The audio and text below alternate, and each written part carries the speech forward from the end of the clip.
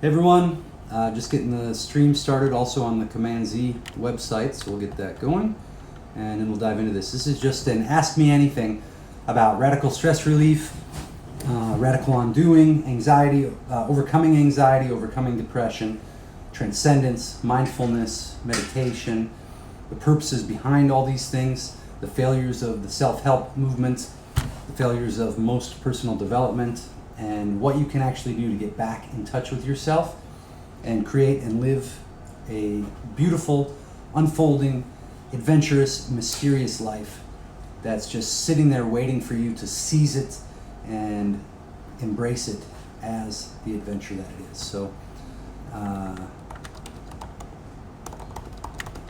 me just get this other stream set up.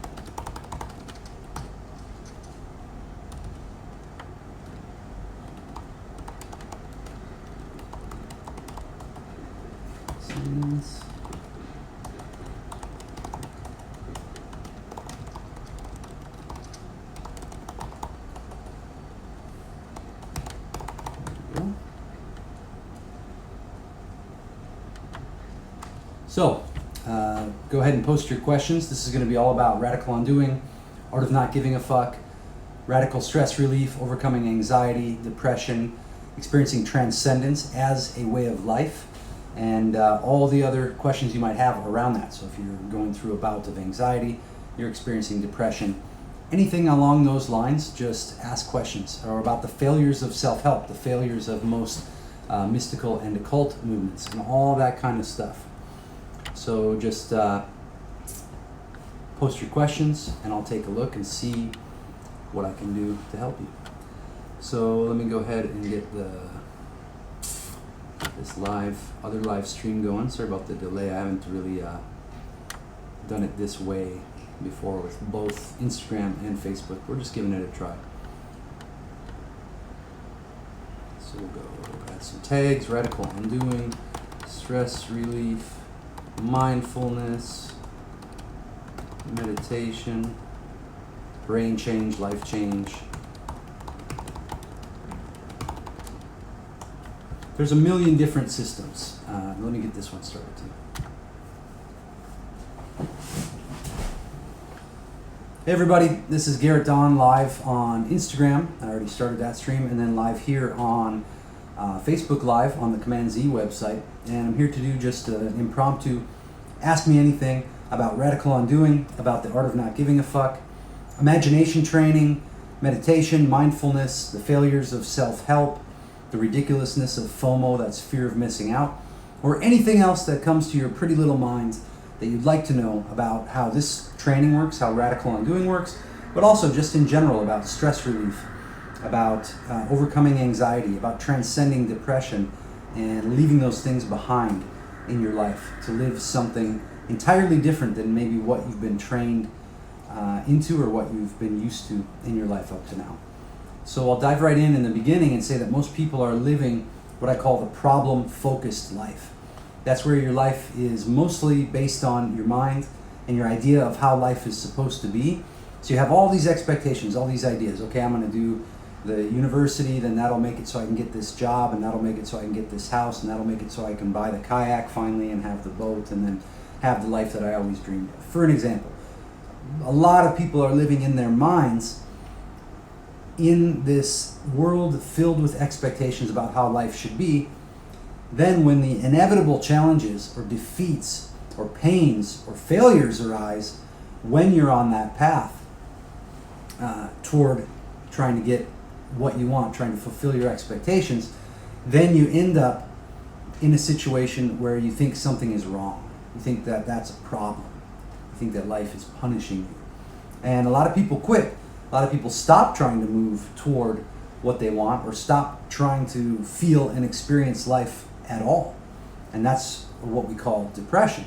So what happens is you're trucking along, everything's going fine, you're getting your good grades, you go to school, you go to university or trade school, you get some job that's okay, and then somebody dies, and then you just fall off what you're up to.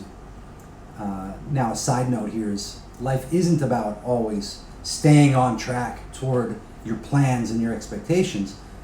From my view, life is more about witnessing this giant unfolding of a grand adventure, that your goals and your urges and your desires and the pains you experience are reminders of how to navigate through the situation rather than something that you have to accomplish. So even if you have a goal for your whole life that you never accomplish, the attempt to accomplish it is going to take you through a huge amount of unfolding adventures. So anyway, what I was talking about is the problem-focused life. So if you end up living most of your life based on your expectations, and most of the time they're fulfilled, whenever your expectations are not fulfilled, that can be a crushing blow.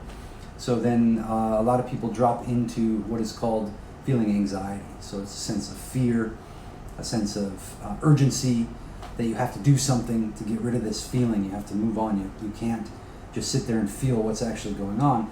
When that goes on long enough, when you suffer under what's called anxiety long enough, you end up experiencing what's called depression, where there's somewhat of a retreat from social scenes, retreat from the world, and living even more deeply inside your mind and numbing yourself out to feeling anything and to being present in what's actually going on in your reality. So in that sense, you end up more present to what's not going on outside you, but what's going on in your mind and your interpretations of what's going on in the world around you. So that's what I call the problem-focused life.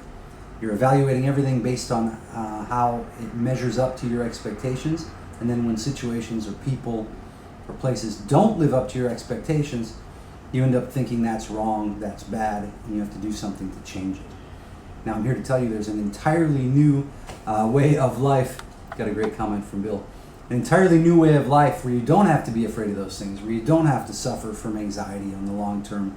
In fact, you can redefine how you perceive anxiety and how you're going to deal with the physical experience that people have labeled anxiety, which will prevent you from sinking into what people call depression, remove you from the grip of the pharmaceutical web, and then let you step into, and this is without any major changes in your circumstances or surroundings, but let you step into a life that you actually enjoy and that brings you a sense of excitement and brings you a sense of beauty and lets you become more enthroned in the observer's seat, in the witnessing seat, where you can be present and watch life unfold around you and then start to navigate from that presence that you're bringing to life in a more deliberate and focused and enjoyable way. So that's a lot of words, but the way this unravels in practice is amazing. So Bill asked me, am I afraid of ravioli? That's a huge story that I will tell sometime. I think that bears retelling, so I'll probably do a whole email, short podcast and a video about that question that Bill asked, but that's a little too much to get into right at this moment. I'm going to take a quick look at the Instagram feed and see if there's any questions. Hello everyone. Hello Rick Stouffer and Karen Uncanny. I won't be able to see the questions as easily on Instagram. I'll try to take a look and answer them as they flow up the screen, but I've got the phone and the computer all set up in this weird configuration to do the Instagram and to do the computer live at the same time. So if you do want to ask questions, I'll be able to see them more readily if you go to the Command Z Radical Undoing Facebook page and then just chime in on the live video there. So yeah, I'll start out. There's no questions yet besides Bill's about the ravioli. But what I will say is all the training I offer, all the workshops, all the online courses, the pre-recorded, the live stuff, the upcoming Art of NGF UK workshop, all of it boils down and has at its core three main points, three main steps, or I like to say three main keys that all work together in order for you to break yourself out of the problem-focused life, or the life of the self-imposed victim, and then into the life of what I like to call the flowing life, or the adventurer. So you're going from victim to adventurer. You're going from the manipulated life into the flowing life, or you're going from the problem-focused life into the problem-free life. Now again, problem-free doesn't mean that you don't experience things that you call challenges or defeats or upsets. You could actually experience the most treacherous, painful things that anyone's ever gone through.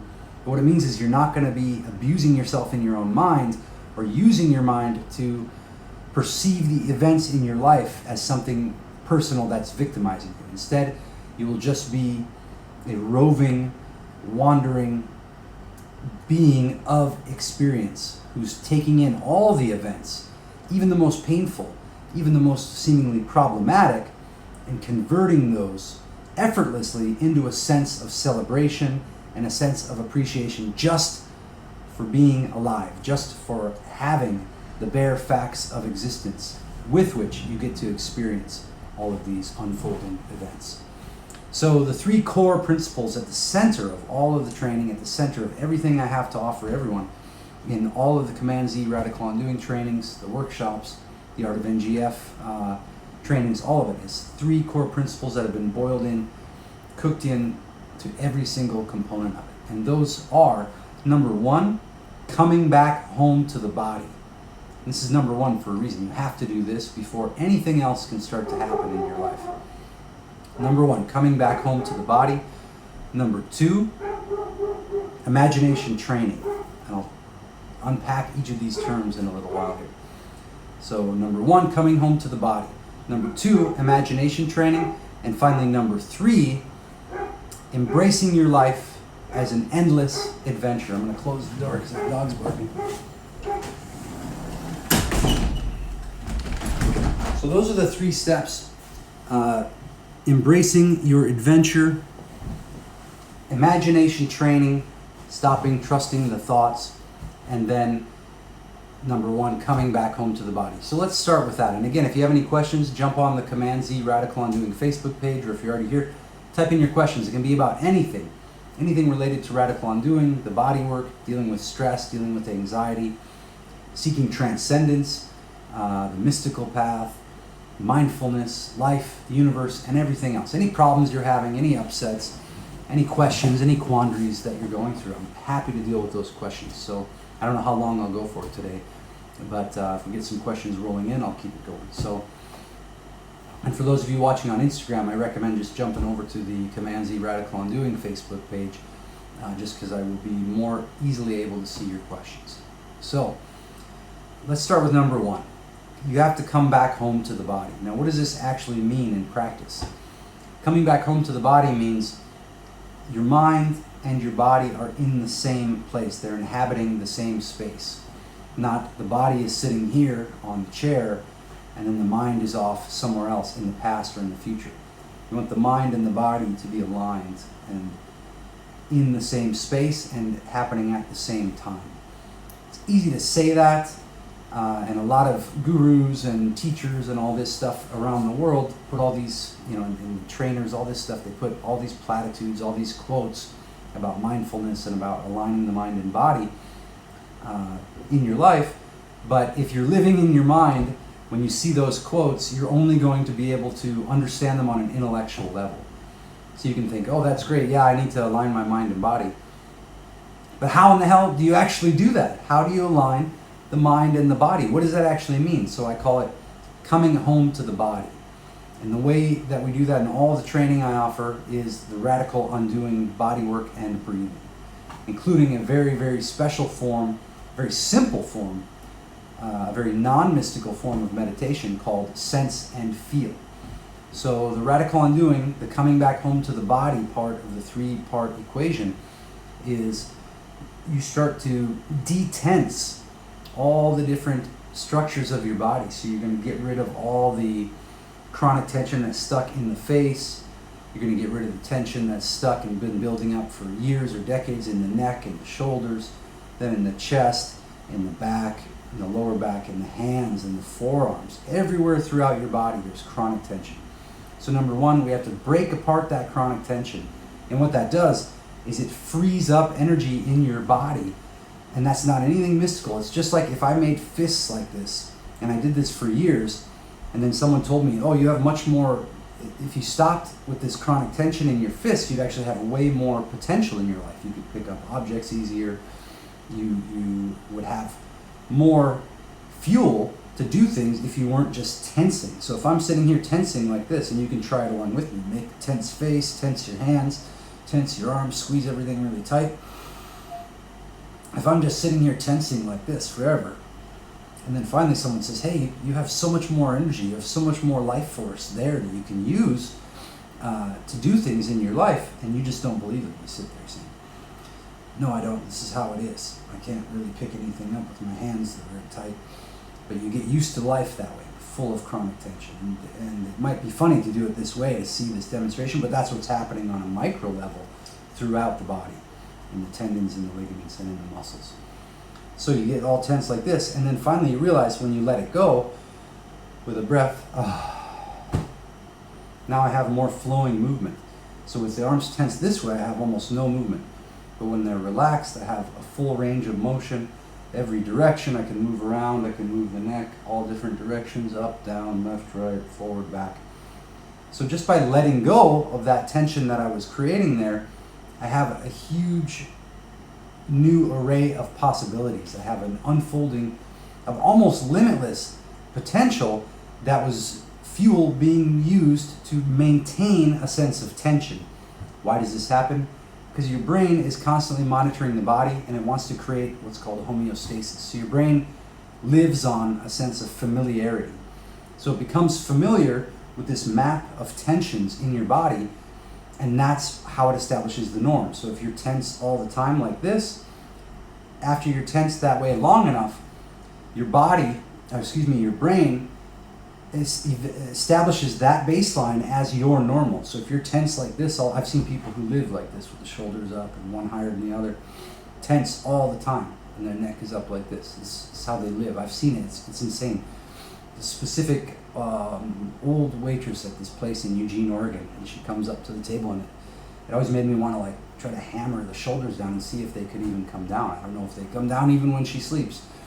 But if you're sitting like this, the brain maps out the tensions in the body, and eventually it establishes those as the new normal. So if you're tense like this all the time and your brain thinks that's normal, whenever you relax below that level of tension, your brain reacts with a sense of fear and then diminishes your awareness of the tension and puts it back up to where it was. It's a very important point that I just made there. This is why you have to come back home to the body and start living an organic and embodied life, a life where the body has a presence in all situations that you're in, even in conversations, doing these videos, things like that. So if I'm full of tension like this, and this is my norm, this is my baseline, my shoulders are up like this, my brain thinks this is normal. Anytime that I drop below this level of tension, my brain is going to treat it as a small threat. A threat to familiarity, a threat to the norm, to homeostasis. And it's going to do what it can to bring that tension back up, but out of conscious awareness. Okay?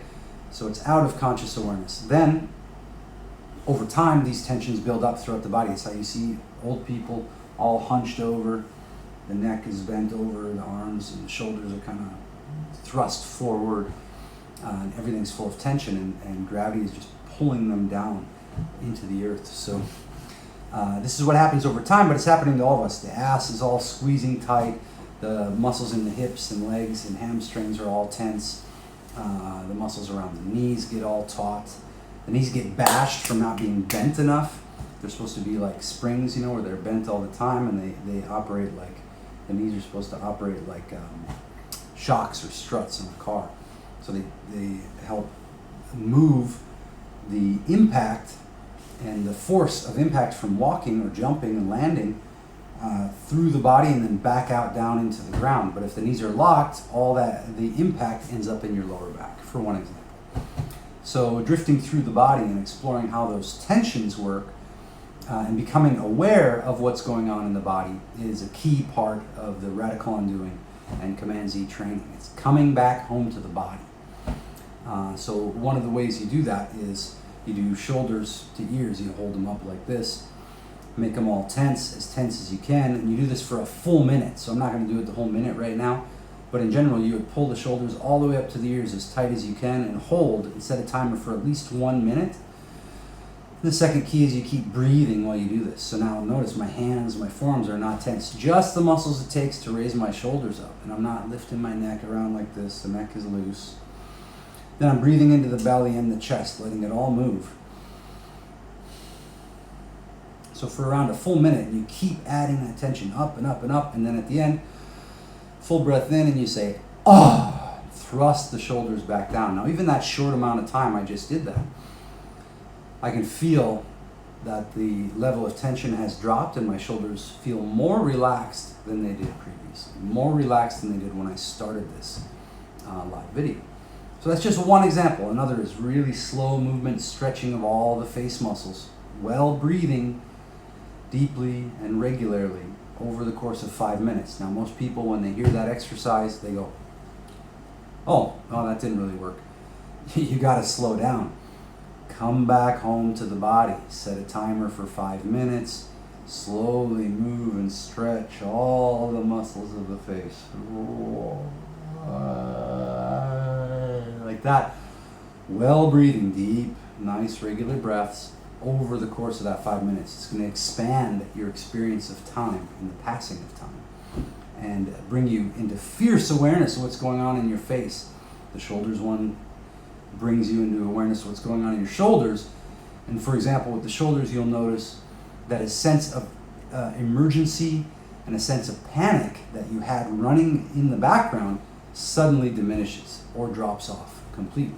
Now with repeated efforts over time, if you do the face and the shoulders, for example, every single day, 2 or 3 times a day, you're going to end up coming back home and living in the life of the body, not just living in the mind, but being present and living an embodied life.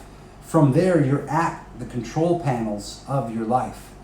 When you're present, when your mind and body are in the same space at the same time, then you are capable of handling anything that arises in the space around you or in your life.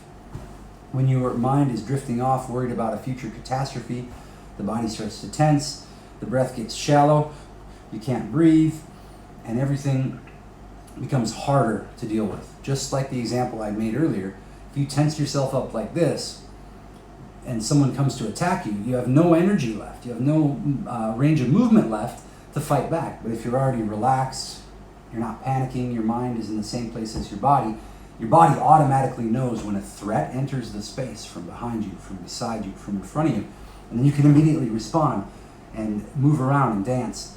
And that happens not just in a physical fight situation, but in a, say your car breaks down on the side of the road. Instead of freaking out, you can just take stock of what's going on. Be present in the mind and in the body on that space. Evaluate what's going on and see in your present situation what tools you have to actually deal with that.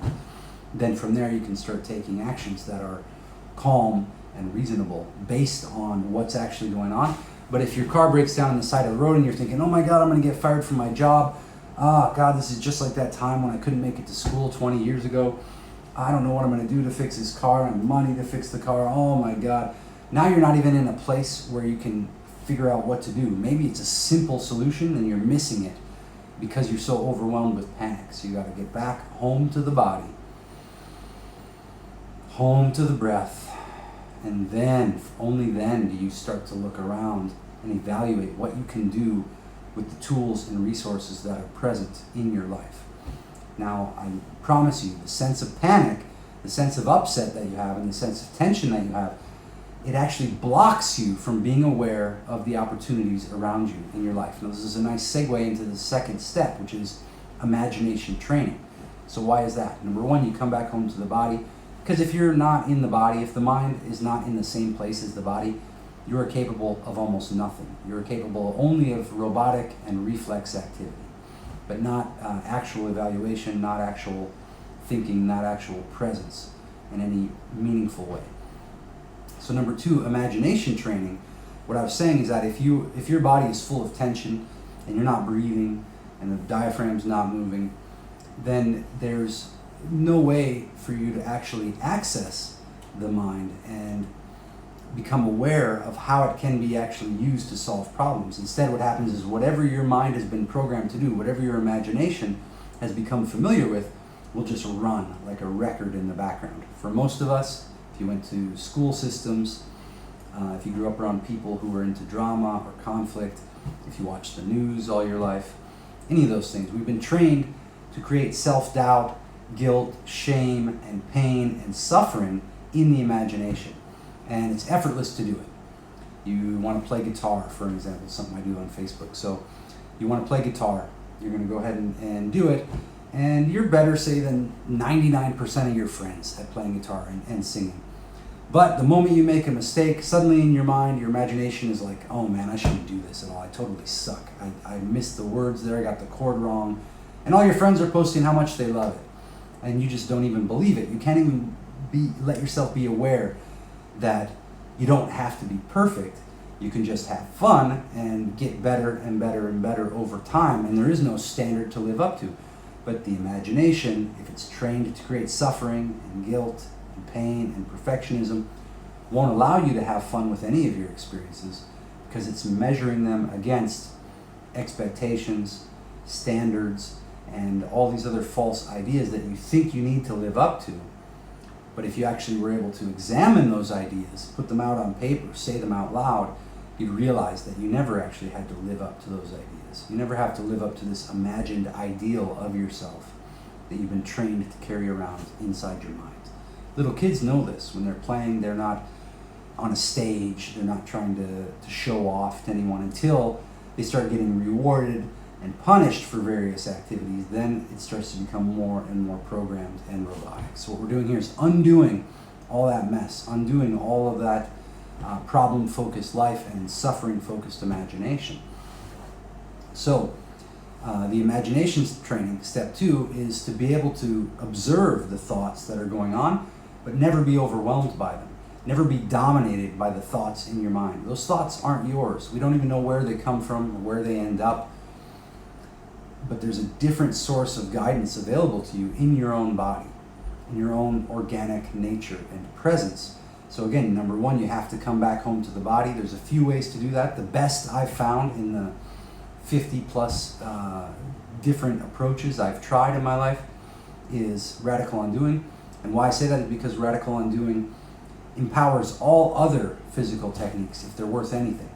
So if you have an actual, genuine, and worthwhile yoga teacher, when you do your radical undoing work, you come back home to the body. It's fully organic. It's not a system. It's all about you and your body, your tensions, your face, your shoulders, your legs, your whole system. When you do that, it empowers your yoga practice. It shows you what you need to focus on and what you can let go of. If you do Tai Chi, doing the radical undoing, coming back home to the body, then the Tai Chi is going to make total sense. It won't be something mystical to you.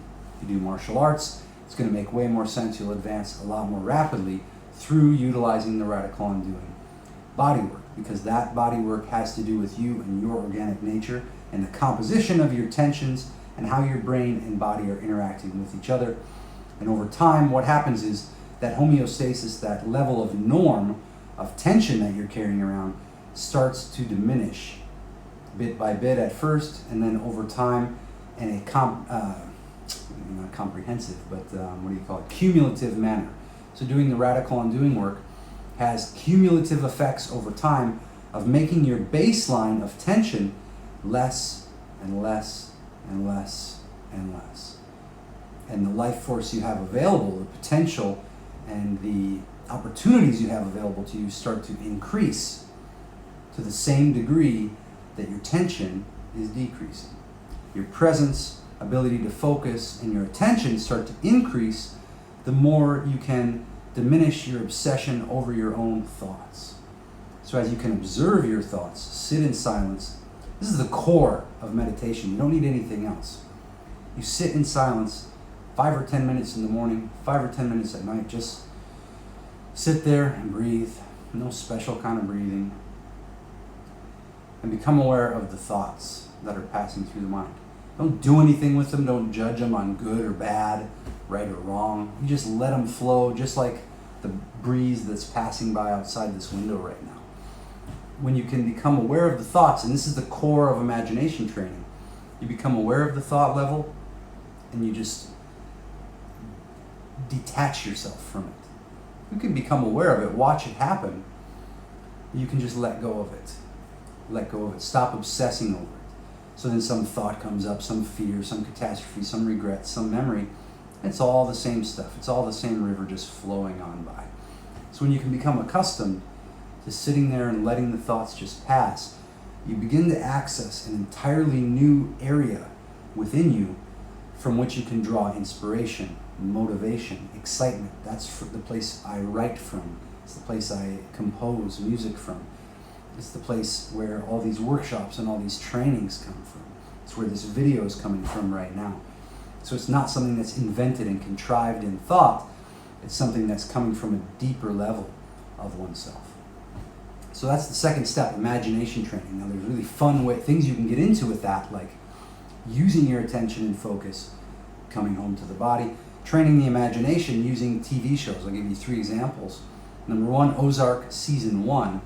If you want a huge explanation of how to perform this specific imagination training with a giant fly, you can listen to the Art of NGF podcast on iTunes or Spotify or wherever else there's podcasts.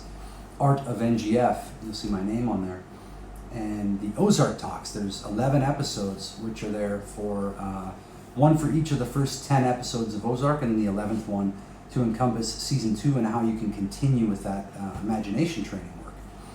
If you listen to those podcasts, watch Ozark Season 1, listen to the podcasts again, or vice versa, just interact with the podcasts and the episodes, and you pay attention, you're going to deduce a way that you can use all media, all situations, comic books, fiction novels, movies, anything that captivates your attention. You'll find the key to turn it on. So it's not passive entertainment anymore. It's direct imagination training, and it will fill you with life, and you'll understand why you like the movies you like, why you like the characters you like. For me, I started to understand why Indiana Jones played such a huge role in my childhood and in my development as what I call now an adventurer who started out feeling like a victim of life. So it wasn't just passive entertainment, although it's branded in that way. It's designed in that way to get you sitting there and projecting your own adventure or your own beautiful, unfolding, mysterious life onto the screen, and then forgetting that everything you're experiencing is all about you. It's all about your life. You are the star of the situation, but you've been trained in your imagination to think you're a victim, and those things are just events happening in a book or in a comic book or on a screen or on a show. So listen to the Ozark Talks if you want to really grok and understand the depth of what is possible through what I call imagination training. So I'm going to recap a little bit. Number 1 is coming back home to the body, getting yourself, your mind, and your body to be in the same place at all times.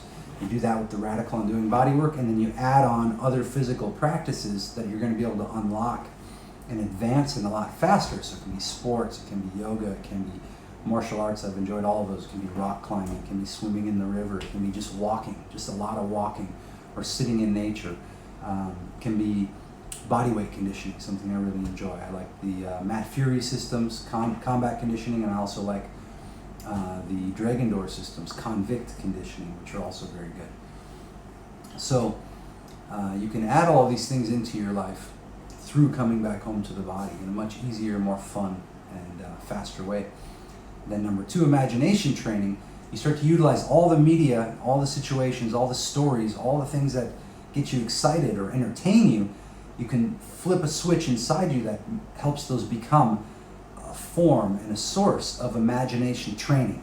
So instead of becoming a passive observer of life, you become an interactive player, an interactive adventurer, even while you're sitting there watching TV. So the other 2 shows I was going to add on to that list. Ozark is in my mind one of the best. Just the way it's filmed, the cast, everything about it is like a perfect storm of transcendence, but hidden as just this beautiful, entertaining show.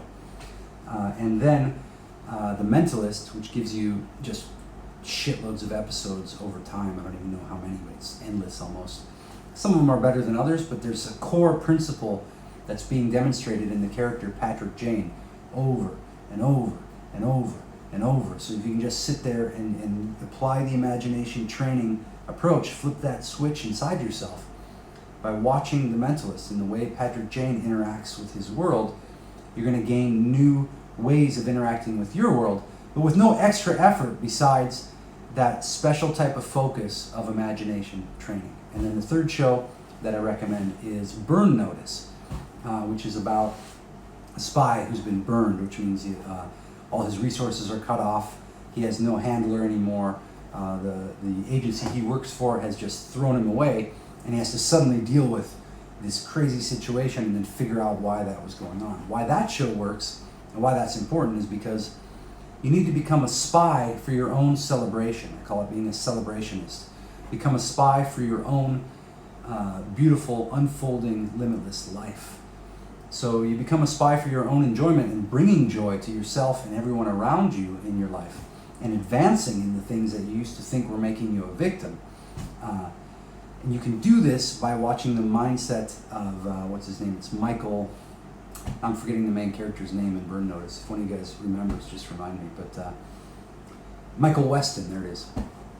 So by observing the thought process and then the approach to life that Michael Weston has in Burn Notice, then you can automatically, again, you flip that imagination training switch on and become present and utilize the show in this particular way. It will teach you how to become a spy for your own enjoyment and how to become a spy for accomplishing whatever you want to accomplish in this life, no matter what defeats or failures or upsets come your way. And you can do it with a sense of fun, with a sense of joy, and with a sense of celebration. I assure you that is possible in every moment, even the darkest moments. There's a big secret there. The darkest, most painful moments you experience in life are also the ones most filled with opportunity and fuel for which you can transcend the inner victim. The most painful moments in your life are also the moments that contain the most fuel, the most available fuel that you can utilize to transcend your inner victim. That's a very important point. And you'll learn that on a physical level. No matter how well I explain it, you will learn it on a physical level through doing the radical undoing exercises, coming back home to the body, deducing for yourself what imagination training really means. It's all there. It's hidden in the movies. It's hidden in TV shows. It's hidden in stories and the way we interact with each other. It's why we love drama. It's even why we love to hear other people complain.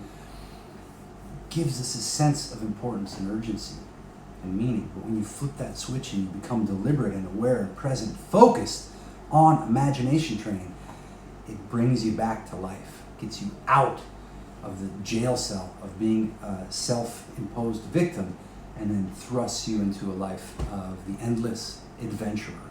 And that is your true and basic nature, the endless adventurer. So that's step 2, imagination training. Again, another recap. Step 1, come back home to the body, use the radical undoing exercises. If you want to get started immediately, go to youtube.com/radical undoing and just look at the playlist there. And there's so many exercises you can get started with right away.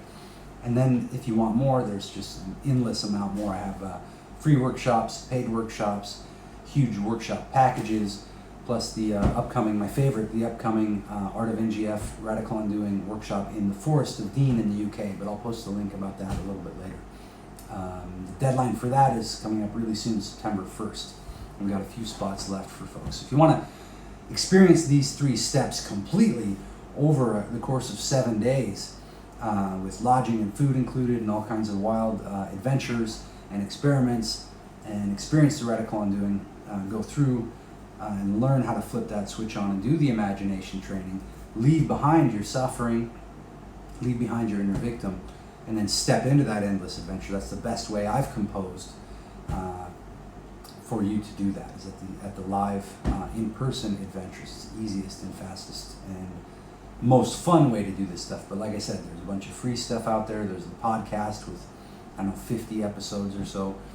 There's the YouTube with 20 or 30 different exercises you can do on the video. There's the Radical Stress Relief Group, which has another video full of, 30 exercises that you can try immediately, experiments you can apply. There's written work, there's adventures in the world, there's cognitive experiments. So many ways that you can do this in your life. It's amazing, and I love all these different ways. That's why I keep putting them out there, why I do this for my life. So, the third step is embracing your life as an endless adventure. We've come a long way. Been rambling for about 30, 40 minutes here. And Sunil, thank you for commenting. I'm going to get to your comment really soon as well. So the third step. First step was coming back home into the body. Second step, imagination training. And third step is embracing your life as an endless adventure. So what does that actually mean, to embrace your life as an endless adventure? Well, what that means is, instead of measuring every one of your experiences in terms of how well it lives up to your expectations, you're going to instead become present and aware that every single moment of your life is a mysterious unfolding. It's like turning pages in the most insane and beautiful novel that you've ever read. A crazy story, a crazy comic book adventure. Even if it doesn't seem like that right now, if you face the truth of what's going on in your existence, you become present and aware of it. And walking through cemeteries can help you do that. Okay, going to funerals can help you do that. Become aware of what's actually going on in life, and that you started out here not knowing anything that was going on in this existence, in this reality. And then over time you learned ways to respond to it, and those ways you learned are now the limits in which you live. The limits that keep you caged in an extremely myopic way of viewing everything in your life. So, if you embrace life as an endless adventure, now think about this. What does it mean? If I go on an adventure to climb a mountain, this is an example I like to use. If I go on an expedition to climb a mountain, I know ahead of time that's an adventure. I can plan really well for it. I can have the right gear, I can have the right training, but I'm going to run into at least 1,000 unexpected events that happen. The snow and ice cracks open and the guy behind me on the rope falls in. I have to build an anchor in the ice and then a pulley system to get him back out, and then we keep going. So there's going to be thousands of unexpected events that happen on the way from the base camp all the way up to the top of that mountain and back down again. So no matter how well I'm prepared and no matter what my expectations are of getting to the top of that mountain, the experience of doing it, the adventure of climbing the mountain, is always going to be different than what it appeared to be in my mind. So an avalanche covers up the snow cave and you're sleeping one night and you have to dig out, and it just seems like it's never-ending snow. You're just digging and digging and digging. You might get a little frantic, but you just calm down, you keep digging, and before you know it, you pop through, there's light, get all the gear out, get geared up, keep on going up the mountain, dig another snow cave, do the same thing the next night. So even in the most intense moments of that climb, that expedition up the mountain, you know ahead of time that you're on an adventure.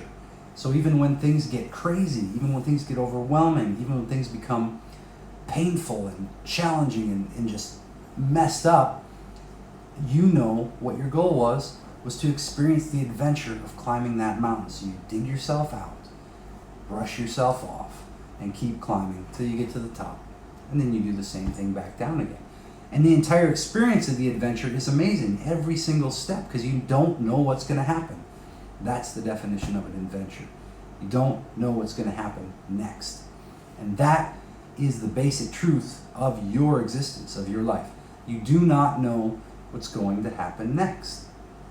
Even though we do our best to build this tomb, this mausoleum of familiarity around ourselves, and to try to pretend that time isn't passing, try to pretend that we're not aging, try to pretend that things aren't always falling apart and flowing and moving and changing around us. But they always are. If you sit by a river long enough, you'll see how much that changes every single day. If you sit in the same spot in nature, as one of my best friends, Blake Southard, recommends people do for at least 30 minutes a day, sit in the exact same spots, facing the exact same direction, out in nature every single day, you'll see that that's never the same spot. Okay? It's always changing, always growing, always evolving, always deconstructing and reconstructing itself in millions of different ways. So your life is that. It's an endless, unfolding adventure, and you don't know what's going to happen next. If you can get comfortable with that, get at peace with yourself and at peace with the fact that your life is always unfolding, always changing, this will take the sting out of the painful moments. And you'll always be able to expect the unexpected and to travel through your life in a graceful, peaceful way no matter how devastating, no matter how painful, no matter how challenging it gets. And even if you fail at every goal you ever have, deeper inside you, you will know that the goal has always been to enjoy that unfolding, endless adventure. So that's the 3 steps. Number 1, come back home to the body. Number 2, imagination training. And number 3, embrace your life as the endless adventure that it really is.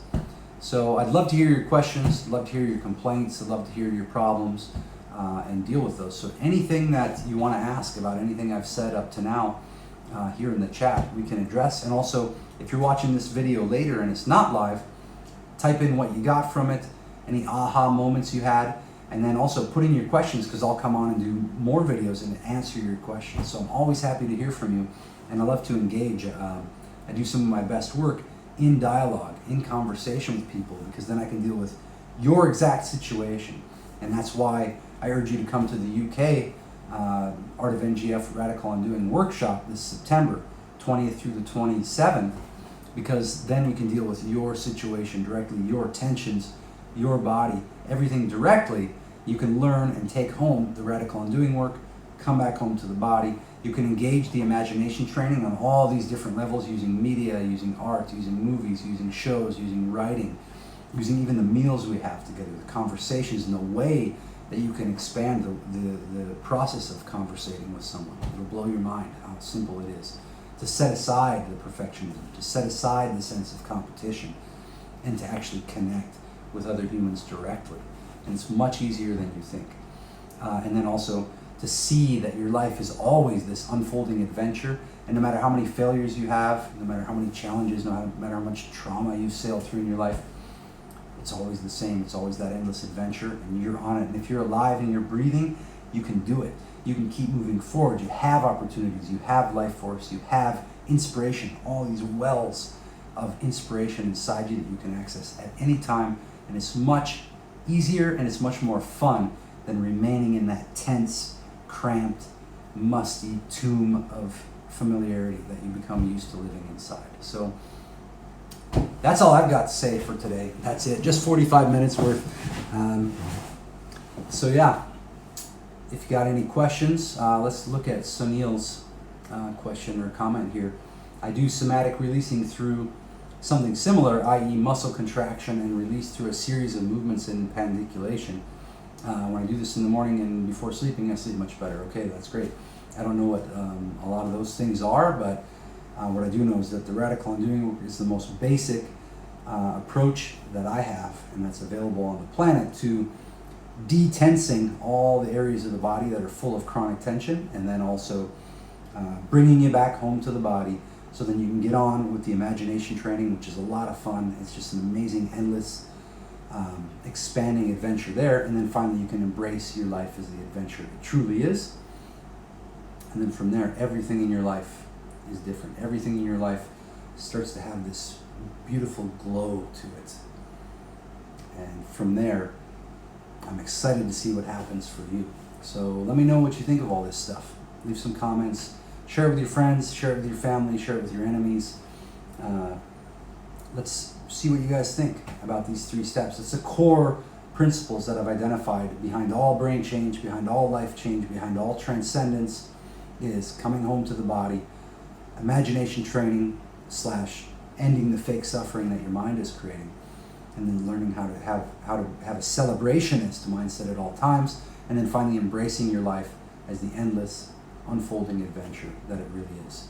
So I'd love to hear your comments, your questions, and I'm going to get off the live call here because I don't see any questions coming in right now. But if you see this later, post your questions. Let me know what you think of all this, and then I'll address those. But before I go, I'm going to type in the link to the UK workshop, because there's a few spots left. training.radicalundoing.com/forest-workshop. You don't have to remember that, but you can just look in the comments section. You'll see the link to the workshop. There's about 10 more days to get in on that.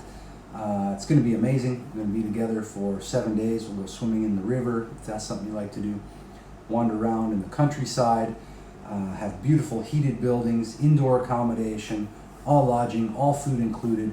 It's going to be an amazing, beautiful time. We're going to dig into some art, some music, some expression, tons of radical undoing work, lots of imagination training, lots of interactivity, and connecting with other people on a real level, beyond perfectionism, beyond self-doubt, fear and shame and anxiety, and beyond competition. So, and that's just the beginning.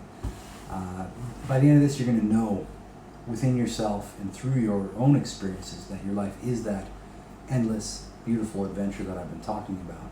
And then you'll bring that back into your life, and that's where I'm excited, because I want to see what happens for you when you apply these 3 steps in your own body, in your own imagination, and then in your own adventure. So let's do it. Do whatever you can, engage at whatever level you can, try out the exercises on YouTube, and if this stuff really resonates with you, then come on over to the UK in September. We'll meet up in the forest and have a wonderful time. All right, everybody, have fun. We'll talk to you again soon. And bye-bye on Instagram. I don't know who's been here this time, but I'll wave to you folks, and then we're going to close this one down. So have fun. See you later.